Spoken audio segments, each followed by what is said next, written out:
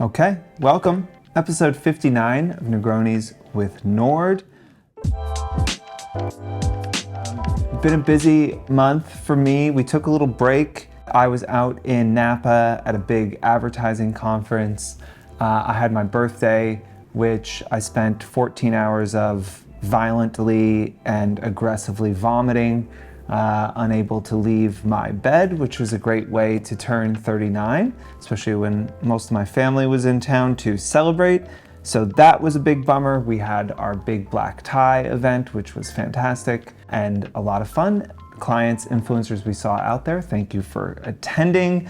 If you want to come next year, the easiest way to ensure that you get to come is to give us money and become a client, and then you can come to Black Tie.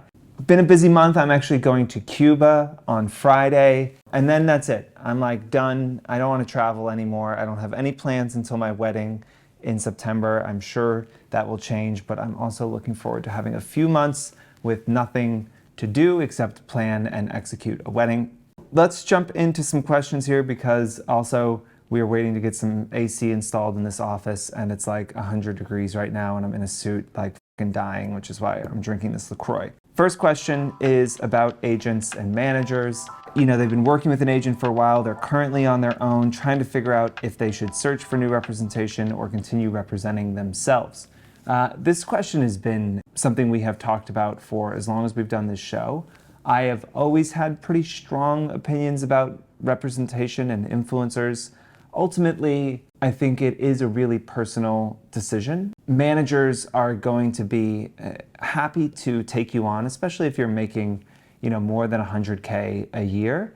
They're going to take their 20-25% to negotiate those deals, to send out invoices, to answer some of your emails. Part of the calculus for you is, do you want to give up that 20-25% of your income? Most agents, managers in the influencer space are not doing much to bring you additional business. And this is something in the conversations I have with influencers, it's rare to hear that they are bringing them a huge amount of additional business. I think that's something that a lot of them promise, but that very rarely happens. So they're mostly going to be taking your inbound interest and trying to upsell it. So part of the calculus is, do you think they can make you 20% more money than you would have made on your own? And that's, a question you'll want to ask of them. How do you plan on growing my business? Certainly you want them out there pitching you, so asking about examples of business that they've brought in. I would absolutely ask for references and interview and talk to their current, their current clients and see how that is going. I think another thing to think about is, their representation style. We've had a lot of influencer relationships. We've had to stop working with the influencer because their manager was unprofessional, because we had a hard time working with their management. So that's also a concern. Again, something to think about, which is why you would want to get references both from influencers and potentially from brands as well, if possible. This person is going to be your mouthpiece. They are going to be the person that brands interact with more frequently than you. And as a representative of your brand, you want to make sure that they communicate in a way that makes sense for you. Obviously, if you onboard them, you're going to kind of go through, this is how I want you to talk, this is how I want you to respond, this is the tone of voice I want you to use. But good to see how how they generally converse, how they talk. So that's a consideration. Another thing for you is what is it worth it to you to not do that work? For some influencers, they really hate the business side of things. They don't like managing their inbox. They don't like negotiating. They don't like dealing with contracts and invoices and following up for payment. To me, giving 20% of my dollars away for someone to do that feels like a lot. Most influencers could use, like virtual EAs and do other things and use some sort of organization tools to kind of take care of that and keep that money, especially as brand budgets get, tighter and tighter, and there's more and more supply of influencers, there's less money to go around. I think, you're doing a lot giving away 20-25% of your earnings. I think for bigger influencers, if you're making $200,000, $300,000, $500,000 a year, that's like a real business that has employees, again, if it were me, if I was an influencer and I was making $500,000 a year, I think I would hire full time and not pay someone a percentage, but pay them a salary and get 40 hours a week out of them and use them for a number of things other than just managing my inbox and my brand relationship. So that's just me. I know there's a lot of great agents out there. There's a lot of agents that we work with who are fantastic. For some people it's the right choice, but I think, as an influencer, you want to look into that and figure out if it makes sense for you. In your Tumblr days, did you ever have a manager? My Tumblr days, there was no money. So there was no management to be had because nobody made any money. And the idea that you could make money off of what we were doing was inconceivable. So no, nobody had managers. But I feel like 2014, 2015, it became a big goal for people. It was like, my goal is to get a manager. That felt like, I think it was tied up in a little bit in like still the idea of like getting an agent, being an actor and getting an agent, being a photographer, getting an agent, being a model and getting an agent, and that there was legitimacy there. And agents traditionally, I think, can drive a lot of business for you. Like if you signed with Next Models, like you were getting access to opportunities that you weren't otherwise. But again, if these people are just taking your inbound and negotiating for you, it's not a super compelling reason to give away 20% of your business, which is not insubstantial, really. Question 2, are brands still considering nano-influencers for their marketing budgets? Yes and no. Nano, micro, macro, celebrity, is there anything smaller than nano? I don't know.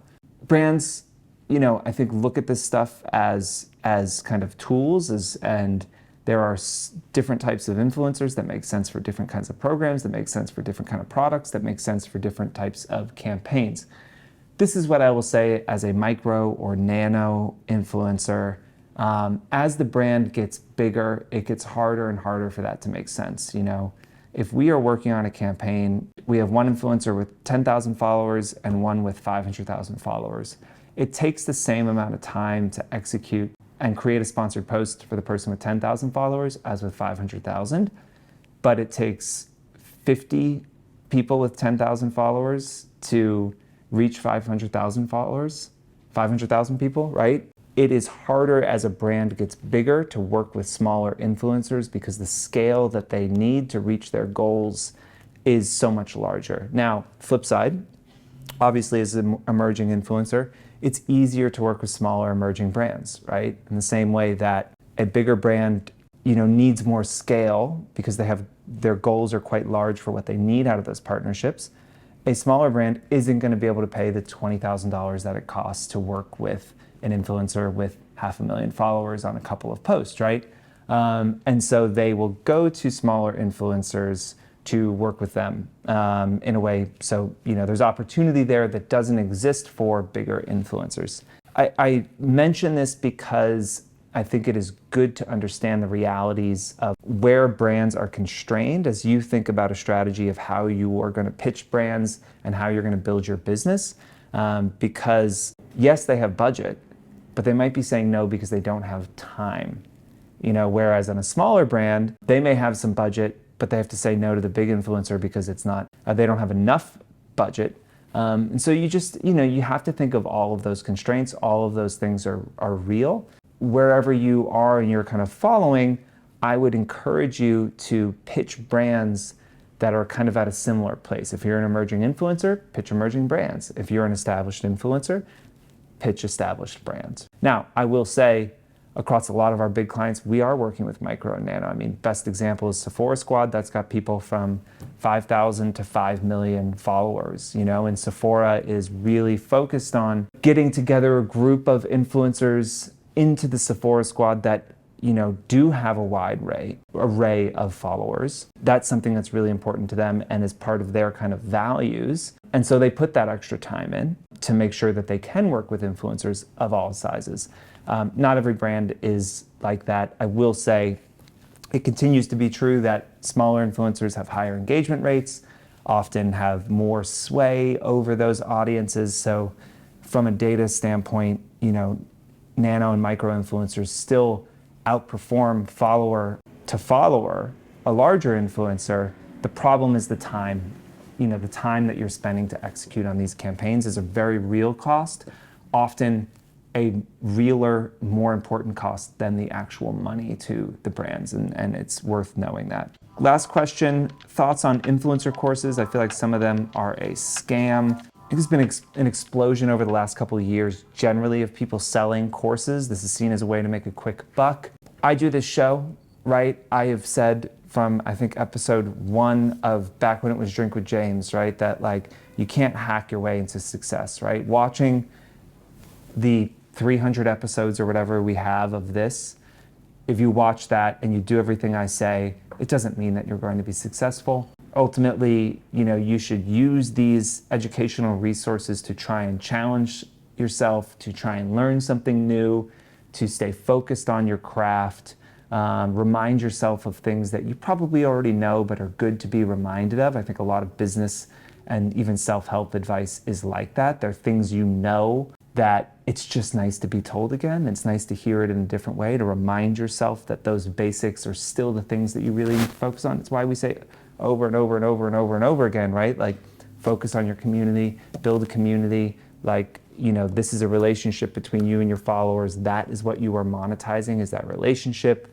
And we could say that for 300 episodes and it still is true.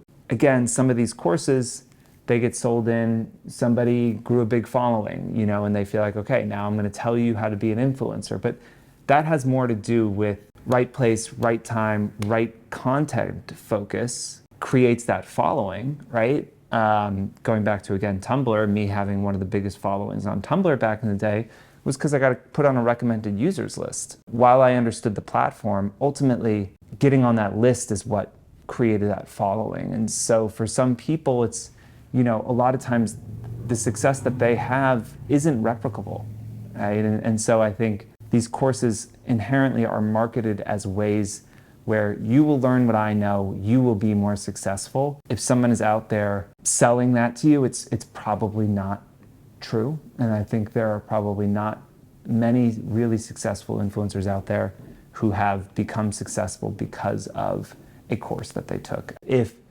paying $500 and doing an hour a week of a course makes you focus on that thing and makes you put the work in, it's probably not dissimilar than therapy, right? Like, most therapists don't tell you what to do with your life. They create a space for you to talk about something. You usually come to the conclusions yourself, and then even though they didn't really do anything, they created this space for you to talk about it, and you figured it out for yourself, and you feel like, okay, that was worth it, right? And so I think if you're going to do a course, if you're going to pay for it, ultimately it's on you to make it worth it. If you go in thinking this is going to change my life, this is going to, grow my following and figure out how to do TikTok and become an influencer, you're probably going in with unrealistic expectations. If you think, I respect this person and I'd like to hear what they have to say and I'm willing to pay X amount of dollars to do that, then do it. Anyone that has a kind of get rich quick type of messaging, do this to become an influencer, start living your dream, like take this course and quit your job and do this full time, like I would steer pretty clear of that. We've been doing this for longer than any of those courses exist. I always say, ultimately this is not going to fix you. That like, this is, what you learn in this show, what you learn from me, as admittedly probably one of the most knowledgeable people in the world on this space, can't help you actually achieve your goals. It can maybe help you achieve those goals.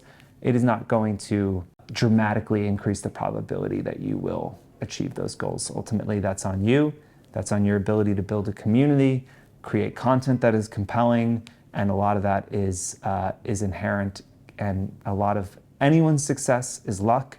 Tell you otherwise, they're fucking lying to you. So ultimately, people don't like to look back on their careers and say a lot of this was luck, right? That's not as fun as saying it was all me and it was all intentional and I knew exactly what I was doing the entire time and it was all my hard work and ingenuity and smarts that has created the success, not my privilege, my position, luck, timing, whatever the fuck else it is, right?